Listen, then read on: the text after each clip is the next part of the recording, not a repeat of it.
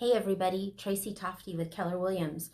Chances are you've done your research, you've talked to friends, you have an awesome realtor representing you, but there will still be things that happen that catch you off guard. Let's discuss the 6 biggest surprises in the home buying process and how to avoid stress and anxiety, because no one likes that. Number 1, there are upfront fees. You probably already know there are closing costs, and chances are your lender and realtor have hopefully gone over these with you. But there are upfront fees that you pay almost immediately once escrow opens. For example, the home inspection fee is typically based on square footage and if there's a pool, etc. This could run you around $400 to $500.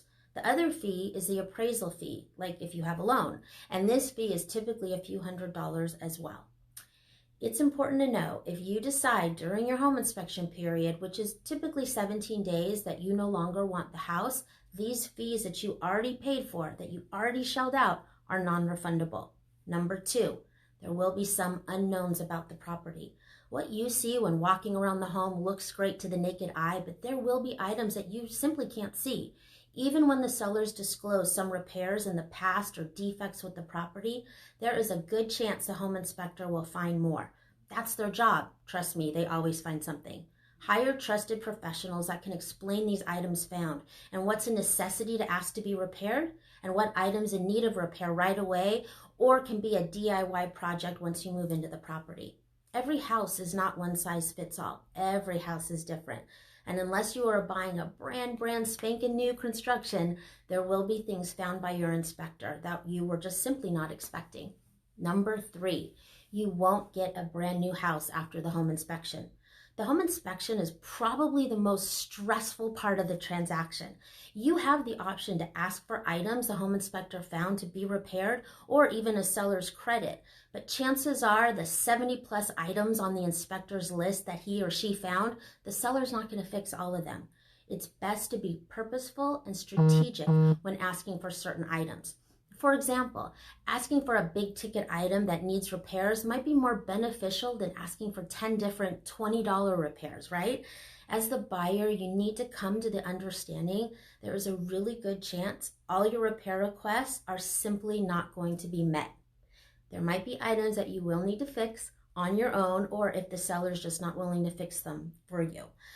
That house from 1971 that was being partially remodeled is not miraculously going to turn into a brand new house after the close of escrow. I hate to break it to you, but that is simply the truth in becoming a homeowner. Number 4, not all lenders are created equal. A lot of lenders, especially online, advertise one rate that get you locked in and then spring it on you with their junk fees. It's important to talk to a couple different lenders, and if you don't have one, ask your realtor for a referral. Don't just use the bank that you have a checking account with. Just because they give you pretty checks with butterflies doesn't mean they're a great lender, looking out for you. It's best to use a local lender, one that you can see, feel, touch, have a face-to-face meeting with. This is more than likely your largest purchase you're ever going to make, so please choose wisely when picking a lender. Number 5, the home buying process can be as fun or as stressful as you make it. My experience has been the more I manage my buyer's expectations on the front end, the easier the transaction is. Just like any relationship, communication is so important. If you're stressing about something or not talking about it with your lender or realtor or escrow officer, there's a really good chance you might be stressing over something that actually has a resolution. So when hiring your team, your realtor, lender, home inspector, make sure it's someone that you know, like, and trust. If you don't know them and they were referred to you, for example, look up their reviews, their testimonials, how your team, and it's your team, communicates with you and talks you off the cliff is almost as important as finding your dream home. Again, buying a home is probably one of the largest purchases you're probably going to make. And number 6, my favorite, things will start to break once you move in. Listen, if you used to rent, there's no longer a landlord to call at midnight. Hopefully your agent negotiated a home warranty for you, but even then there are fees involved. You're a homeowner now. Set aside a little money every month to prepare for unexpected repairs and preventative maintenance. You never know when something is going to break, and having a few $100s set aside when you can in cases like this makes it a lot easier than assuming nothing bad will ever happen. I'm just saying be prepared. Always anticipate things could possibly break, and they will. because you're a homeowner.